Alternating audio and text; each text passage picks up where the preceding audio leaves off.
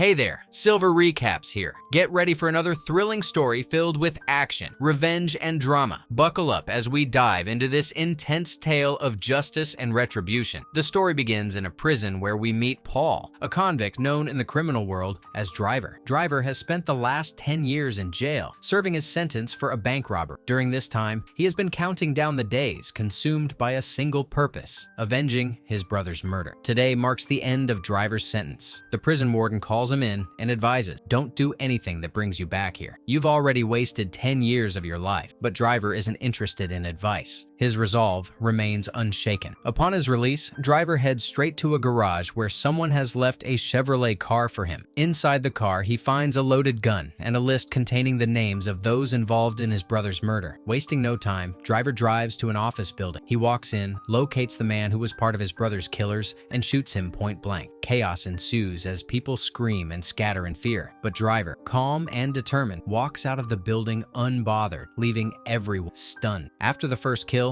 Driver drives to meet the man who had left the car, the gun, and the name in the garage for him. Upon meeting, Driver hands over a large amount of cash and says, "I need the rest of the names." The man, curious, asks, "Where did you get all this money?" Driver responds coldly, "That's none of your concern." However, the man demands more money, claiming, "Getting these names wasn't easy. It took a lot of work." Driver, unfazed, replies, "I don't have any more money and I'm not leaving here without the name." Realizing Driver's determination and knowing he wouldn't hesitate to kill, the man gives him the rest of the list, names of those responsible for his brother's death. Meanwhile, we're introduced to a pair of detectives who arrive at the scene of Driver's first murder. Among them is the lead detective and his sharp partner. As they investigate the scene, they review the CCTV footage from the building. The footage clearly shows Driver committing the murder, confirming his involvement. We are introduced to another character, a contract killer who will kill anyone for the right price. The killer receives a photo of Driver on his phone along with a chilling message: "You must eliminate this man as soon as possible, or he'll kill me." The contract killer tells his girlfriend, "This will be my last job. After this, I'm done with this life. We'll get married and start fresh." With his resolve set, the killer begins his hunt for Driver. Meanwhile, Driver is shown arriving at his second target's house. This time, it's an older man, one of the people involved in his brother's murder. Driver breaks into the house, confronts the man, and shoots him dead. As Driver exits the house, the contract killer arrives on the scene. The killer prepares to shoot Driver, but just as he raises his gun, a young girl suddenly appears in front of Driver. Startled by the sight of the armed killer, the girl freezes. Driver turns and sees the killer aiming the gun. Realizing the girl could get caught in the crossfire, Driver immediately reacts, firing multiple shots at the killer. Using the chaos to his advantage, Driver escapes the scene. Though injured, the contract killer survives. Fueled by rage and his contract, he vows to hunt down Driver at any cost, determined to finish the job he was hired to do. The scene shifts to the two detectives arriving at the house of Driver's second victim. While investigating, they discover a collection of tapes. Among them is a recording showing the moment when the victim, along with others, murdered Driver's brother. The video also reveals how Driver himself was shot in the head, but miraculously survived. The tape provides a critical detail. After the shooting, doctors performed surgery on Driver and implanted a metal plate in his skull to save his life. The tape also captures the faces of the other people involved in the murder. However, the face of the person who shot Driver in the head is not visible, leaving the identity of the shooter a mystery. Meanwhile, Driver visits his ex-girlfriend at her house. She reacts angrily, saying, "You went to jail and left me alone. I had an abortion and started a new life without you." Despite her anger, she admits, "I want you to get revenge for your brother's killers." With her words weighing on him, Driver leaves, even more determined to complete his mission. Driver's next target is a bouncer who works at a nightclub. He arrives at the club and waits for the right moment. When the bouncer heads to the restroom, Driver follows him. The bouncer, sensing his fate, says, "I knew you'd come for me," and pulls out a knife. Driver, holding a sharp object, engages in a brutal fight with the bouncer. After an intense struggle, Driver fatally stabs the bouncer with the sharp object and leaves the scene. However, the bouncer survives his injuries and is rushed to the hospital. The detectives learn about this and realize that Driver will likely return to finish the job. At the same time, the contract killer also discovers what happened. Knowing it's only a matter matter of time before Driver strikes again. Driver is now determined to finish off his third target, the bouncer, who is recovering in a hospital. Knowing this, the contract killer also heads to the hospital, intent on intercepting Driver. Meanwhile, the detectives remain on high alert, expecting Driver's next move. Driver, with his calculated moves, sneaks into the operating room where the bouncer's surgery is underway. Without hesitation, he shoots the bouncer, killing him instantly. The sound of the gunshot alerts the detective, who rushes toward the operating room. Spotting Driver, the detective fires at him, but Driver expertly retaliates, forcing the detective to take cover. In a tense standoff, Driver manages to overpower the detective and holds him at gunpoint. The detective, thinking his time has come, prepares for the worst. However, Driver lowers his weapon and walks away, sparing the detective. His principle is clear. He only kills those responsible for his brother's murder, not innocent people. Driver escapes the hospital, but the contract killer is hot on his trail. The killer shoots at Driver, grazing his neck with a bullet. Injured but unfazed, Driver quickly retaliates by shooting the killer's car tire, causing it to puncture. This forces the killer to stop and end the pursuit. Taking advantage of the moment, Driver drives straight to his home, preparing for the next phase of his revenge. Driver's ultimate goal is to kill his father, as he believes his father betrayed him and his brother. Years ago, when their father discovered that the brothers had committed a bank robbery, he demanded a share of the money. When the brothers refused, their father informed another gang about the robbery. This led to the gang ambushing their home, killing Driver's brother. Driver narrowly escaped with his life. However, the truth is that this man wasn't Driver's biological father. Both brothers had a different father, and the man who betrayed them always harbored hatred for Driver. When Driver arrives at his house, his mother informs him, "The man you came here to kill died 4 years ago." He never gave any information to the gang. His mother reveals, "It was your brother's girlfriend who tipped off the gang." This revelation shakes Driver, as he always assumed his father was the one responsible. Driver, feeling a wave of sorrow, tells his mother, "I miss my brother so much. He was the only one in this house who truly cared for me." His mother replies, "If he loved you so much, why did he drag you into a life of crime?" Driver pauses, then says, "I was the best driver around. He needed me to help him pay off all his debts. Once he was free, he wanted us to have a better life." Driver leaves the house, still carrying the weight of his brother's loss and the dark truths he's uncovered. Driver's next target is a man who uses religion to spread fear and manipulate people. He arrives at the location where the man is delivering a speech to a crowd. The moment the preacher sees Driver, he becomes visibly nervous. Driver wastes no time and takes the man outside for a confrontation. Terrified, the preacher begins explaining, "I never wanted to kill your brother. I was just standing guard outside, watching for the police to warn my crew. When I realized they were planning to kill your brother, I yelled and begged them to stop, but they didn't listen. I swear, I tried to save him." The preacher, realizing there's no way out, closes his eyes and says, "I know you've come here to kill me, but please understand, I had no choice. I'm sorry for what happened. Killing me won't bring you peace." Driver, aiming his gun, hesitates. He can see the fear and regret in the preacher's eyes. He knows the man is genuinely remorseful and has changed his ways. With a heavy heart, Driver decides to spare him and walks away. The preacher's words echo in Driver's mind. "Revenge will bring you nothing. Let it go." Struggling with his inner turmoil, Driver enters a nearby church and sits in silence, grappling with his thoughts. Just then, the contract killer sneaks into the church and points a gun at Driver's head. Outside, the detective is shown arriving at the scene, ready to intervene. The detective calls his partner and says, "I found them. Driver and the killer trying to take him out. I'm going inside to arrest them both." His partner, alarmed, responds, "Don't go in. It's too dangerous. Wait for me. I'm on my way." But the detective, determined not to miss the opportunity, ignores her warning and heads into the church. Inside the church, the killer has his gun pointed at Driver. He says, "You had plenty of chances to kill me, but you didn't. That's why I can't bring myself to shoot you while you're unarmed. Pick up your gun and let's settle this. One of us dies and the other walks away." Driver calmly replies, "I have no personal grudge against you. I don't want to kill you." The killer, conflicted, responds, "Neither do I. But the person who hired me to kill you won't stop calling me until I finish the job." Just then, the detective bursts into the church, gun drawn, aiming at both Driver and the killer. Seeing the detective, the killer lowers his gun. In a shocking turn, the detective fires a bullet into the back of Driver's head, killing him instantly. The killer, stunned by the sudden act, quickly realizes the truth. He looks at the detective and says, "I've seen his list. Your name wasn't on it. Why did you kill him?" The detective coldly admits, "I only learned the truth recently when I confronted him at the hospital, and he chose to spare my life, but I couldn't let him live." The killer, confused, presses, "What truth?" The detective explains, "Driver's brother's girlfriend, the one who tipped off the gang that killed his brother, is my wife. She told me about the robbery. I had to protect her, and Driver's vengeance threatened everything." The killer, understanding the detective's motive but disgusted by his actions, steps back. Leaving the church, the detective calls out, "Your fee, it's waiting for you." $1, as promised. The killer stops, looks back, and says, "Never cross my path again," before walking away. Meanwhile, the detective's partner is shown driving toward the church. Through her investigation, she has uncovered that the detective was involved in the attack on Driver and his brother all those years ago. At the same time, the detective calls his wife and says, "It's done. Driver is dead. We don't have to worry anymore." But just then, Driver appears behind him and shoots him in the head, leaving him critically injured. Shocked, the detective asks, "How are you still alive?" Driver responds, "Last time, you shot me in the head, but the doctors put a metal plate in my skull. This time, your bullet hit the plate and I survived." Without hesitation, Driver fires another shot, finally killing the detective. Driver then takes his brother's ashes, which he had kept safe all these years, and scatters them in the water. He had vowed not to release the ashes until he had avenged his brother's death. With his mission complete, Driver leaves the scene in his car. When the detective's partner arrives at the church and finds his dead body, she feels no sorrow. She knows he was corrupt, had betrayed the system, and was responsible for countless crimes. She believes he got the punishment he deserved. As for Driver, he begins a new chapter in his life. He's smart, resourceful, and elusive, making it nearly impossible for the authority to catch him. What do you think? Can the police ever catch Driver? Share your thoughts in the comments. We hope you enjoyed this thrilling story.